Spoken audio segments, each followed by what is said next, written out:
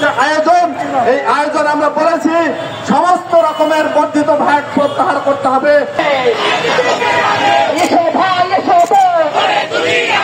মূল্যবৃদ্ধির বিরুদ্ধে এই মূল্যবৃদ্ধির বিরুদ্ধে এই করতে হবে আন্দোলন। এসো ভাই এসো আজকের গড়ে তুলি আন্দোলন। এই মূল্যবৃদ্ধির বিরুদ্ধে গড়ে তুলি আন্দোলন। এই ভ্যাট বৃদ্ধির বিরুদ্ধে এসো ভাই এসো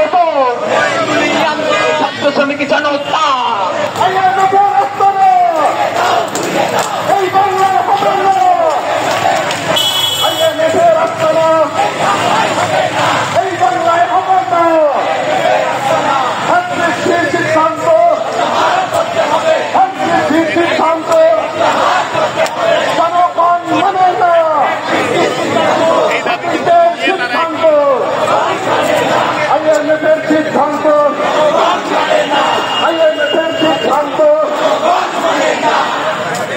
দুনিয়ার মস্ত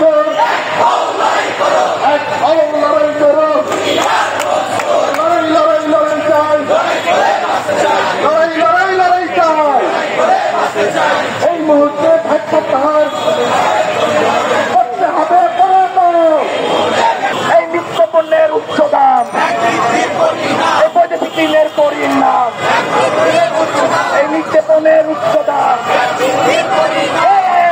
ঋণের বোঝা, এই হাসিনার ঋণের বোঝা, এই আইএমএফের ঋণের বোঝা, এই আইএমএফের ঋণের বোঝা, এই হাসিনার ঋণের বোঝা, এই চালরে এই বাকি চমৎকার, এই আইএমএফের পাহারাদার, এই বাকি চমৎকার, এই সিন্ডিকেটের পাহারাদার, এই বাকি চমৎকার, এই পুঁজিবাদের পাহারাদার। এই ভ্যাটের কারণ হিসাবে দেখলাম আমরা আইএমএফ এর যে কিস্তি, যে আইএমএফ এর যে ঋণ বাংলাদেশে শুরু করে গেছিল শেখ হাসিনা, তারই একটা কিস্তি এখানে ছাড় হলো। আমরা শুনলাম পত্র পত্রিকার মাধ্যমে আমরা সংবাদ পেলাম এটাই যে 10,000 কোটি টাকা ঋণ নেওয়ার জন্য এই শতাধিক পণ্যের উপর এই পরিমাণ ভ্যাট আরোপ করা হলো।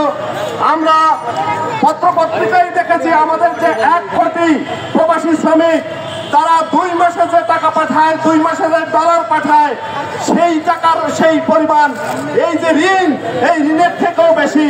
তাহলে এই অভ্যুত্থানের বাংলাদেশে, যেই বাংলাদেশের আন্দোলনের সময় খুব প্রকাশ্যভাবে প্রবাসীরা ঘোষণা দিয়েছিল ফ্যাসিবাদী আমলে, ফ্যাসিবাদী শাসনে কোন রকমের তারা রেমিটেন্স পাঠাবে না, এবং তারা তাদের সেই আন্দোলন আমরা দেখলাম, আমরা দেশের মানে আমরা সফল করলাম এবং শেখ হাসিনার পতন ঘটলো।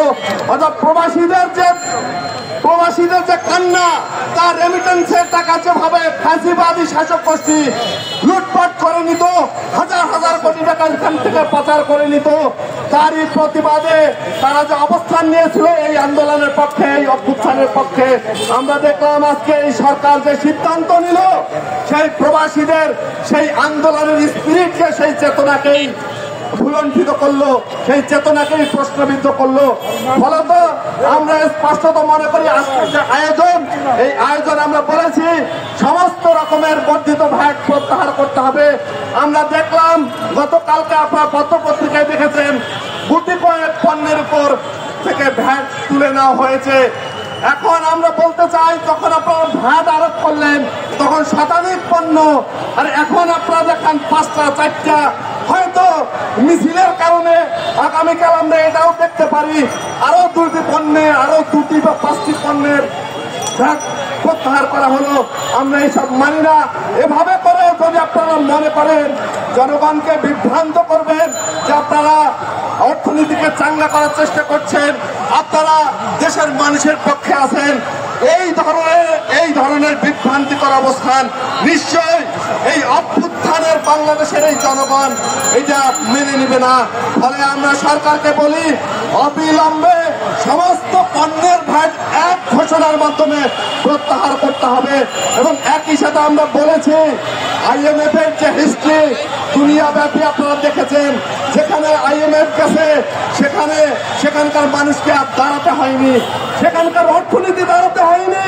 গত 53 বছরের বাংলাদেশে তাই ঘটেছিল। তারই একটা বড় বিস্ফোরণ এই 16 বছরের যে ফ্যাসিবাদী নিপীড়ন ছিল, যে লুটপাট ছিল, সেই লুটপাটের বিরুদ্ধে এখানকার জনগণ শেখ হাসিনাকে তাড়িয়ে দিয়েছে, শেখ হাসিনাকে ঝেঁটিয়ে বিদায় করেছে। ফলে এই অভ্যুত্থানের বাংলাদেশে IMF এর কোনো স্থান হবে না।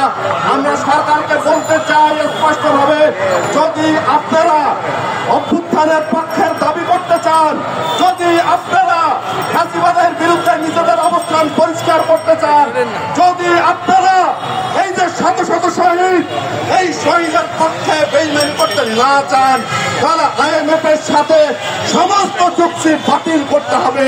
এটাই আমার স্পষ্ট ঘোষণা। যদি সেটা না হয় তাহলে আপনারাও জেনে রাখেন, খুব সম্ভবত দিল্লিতে আরো 2-4টা আসনে আপনাদেরকেও যেতে হবে।